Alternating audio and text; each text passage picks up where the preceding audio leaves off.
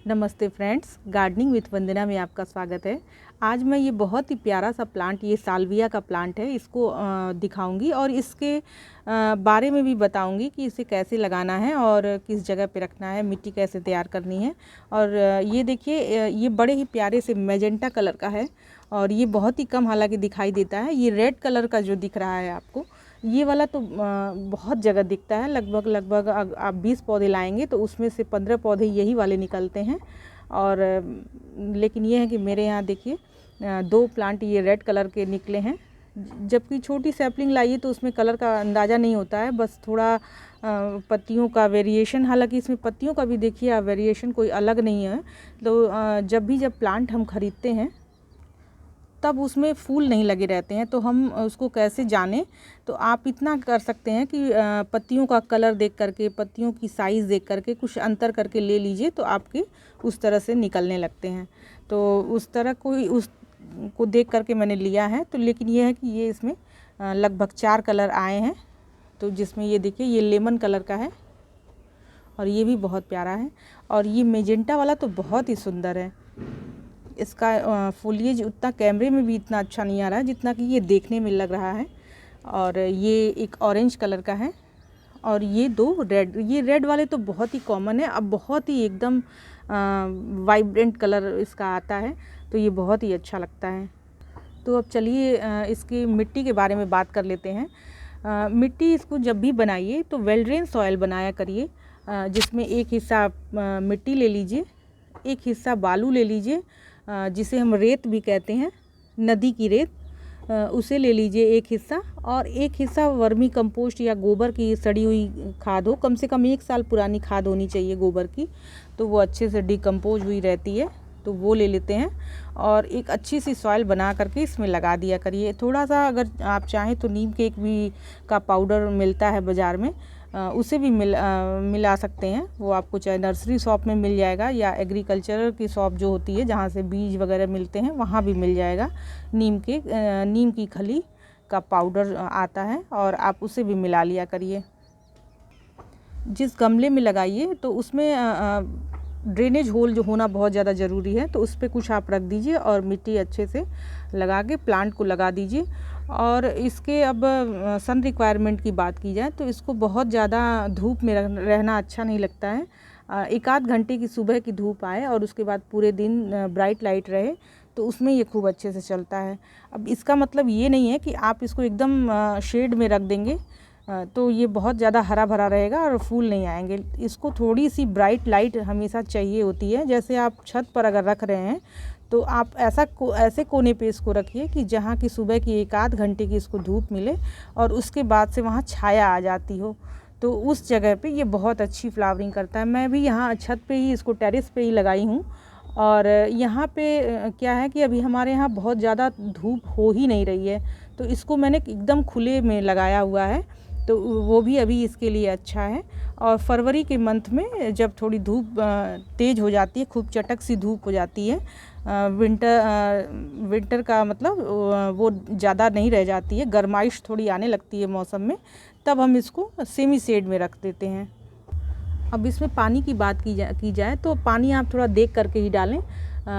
जब भी फूल खिल जाते हैं, जैसे ये फूल खिले हुए हैं, जब ये फूल खिल जाएं तो आप मॉइस्चर का थोड़ा ध्यान रखें, हल्का मॉइस्चर बना के रखें, बहुत ज़्यादा ड्राई ना होने दें पौधे को, तो प्लांट्स के लिए अच्छा रहता है। अच्छा, ये इसमें क्या होता है कि ये देखिए, ये प्लांट ऐसे हरा भरा रहता है और नीचे से एक स्पाइक निकलती है और उसी पे फूल एक लाइन से लगते हैं। ये जब फूल खिल जाता है उसके बाद जब ये स्पेंट होने लगे, जैसे अभी तो ये हालांकि स्पेंट नहीं है, लेकिन ये अब हल्का हल्का हो रहा है। और इसके साथ साथ आप ये वाला प्लांट देखेंगे तो ये भी थोड़ा थोड़ा स्पेंट हो रहा है। ये देखिए, ये सब टूट रहे हैं। तो जब ये टूट जाएगा तो आप यहाँ से ऐसे पूरा ये पूरा अपना काट दीजिएगा, तो ये अच्छे से फिर नीचे से देखिए इस तरह से ये नीचे से आती हैं, फिर ऐसे ही स्पाइक आएगी और चारों तरफ पूरा गमला भर जाएगा। आप इस प्लांट में भी देखिए, जबकि ये बहुत ही छोटे से पॉट में लगा हुआ है। जिस समय मैंने लगाया था उस समय ज़्यादा पॉट खाली नहीं थे, तो मैंने इसको एकदम 4 इंच के गमले में लगा दिया है। तो लेकिन इसके बावजूद भी ये इसमें अच्छा चल रहा है। और ये देखिए साइड से इसमें साइड ब्रांच आ रही है, उसमें भी फ्लावर आ रहे हैं। तो आप एक अच्छी जब मिट्टी बना लेते हैं तो वो बहुत अच्छे से, अगर खाद मान लीजिए आप हमेशा नहीं दे पा रहे हैं रेगुलर, उसके बाद भी जब आप खाद वाली मिट्टी में इसको लगाएंगे तो वो अपने आप ही अच्छे से चलता है प्लांट। वेल ड्रेन सॉइल हो और थोड़ी खाद वाली मिट्टी हो, उसमें प्लांट लगाइए। ये विंटर का प्लांट है, क्योंकि इसका सीज़न भी बहुत कम रहता है। ये अप्रैल के बाद ख़राब होने लगता है पौधा, फिर ये नहीं चलेगा। अगले साल के लिए इसमें बीज बनने लगेंगे, वो बीजों को आप चाहें तो कलेक्ट कर लें, उसके पे भी वीडियो आएगी मेरी, तो आप उसको भी देखिएगा। अब हम इसमें फर्टिलाइज़र की बात करते हैं। तो इसमें 15-15 दिन पे कोई भी खाद आप दे दिया करें। सरसों की खली का खाद आप दे सकते हैं, वर्मी कंपोस्ट की खाद, लिक्विड खाद बना करके दे सकते हैं। क्योंकि लिक्विड खाद इसलिए भी बोलती हूँ क्योंकि जब हम मिट्टी लगाते हैं पूरा गमला भरा रहता है। आप देखें ये पूरा गमला भरा हुआ है, अब इसमें खाद हम कहाँ देंगे। तो इसीलिए मैं लिक्विड खाद बताती हूँ कि आप जैसे एक मुट्ठी वर्मी कंपोस्ट आप 2 लीटर पानी में घोल लीजिए और उसे पूरी रात रहने दीजिए। वो जब पूरा घुल जाएगा एक तरल खाद बन जाएगी, और आप उसको लकड़ी से थोड़ा हिला दीजिए। और जैसे हम पानी देते हैं अपने पौधों में, उसी तरह से 2 या 3 गमले में आधा लीटर करके आप जितने गमले में आए उतने गमले में दे दिए। और ये कंटिन्यू आप, जैसे अभी फ्लावरिंग हो रही है तो अभी पौधों को न्यूट्रिशन की ज़्यादा ज़रूरत होती है। जब पौधा फ्लावरिंग स्टेज में होता है तो उसको खाना ज़्यादा चाहिए होता है। तो आप इसको हफ्ते में भी एक बार दे सकते हैं।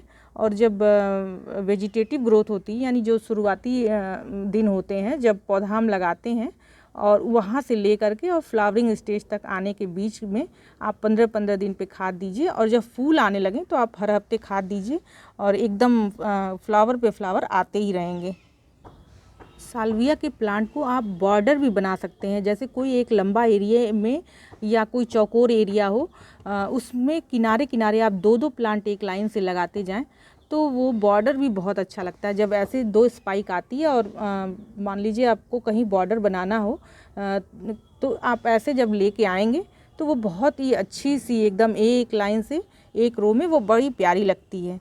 तो आप इस साल्विया के बारे में कह रही हूँ कि ये इसका बॉर्डर बहुत ही अच्छा लगता है। मतलब एक आप कहीं पार्क में या किसी ग्राउंड में आप बॉर्डर बना करके देखिए तो ये बहुत अच्छा लगता है।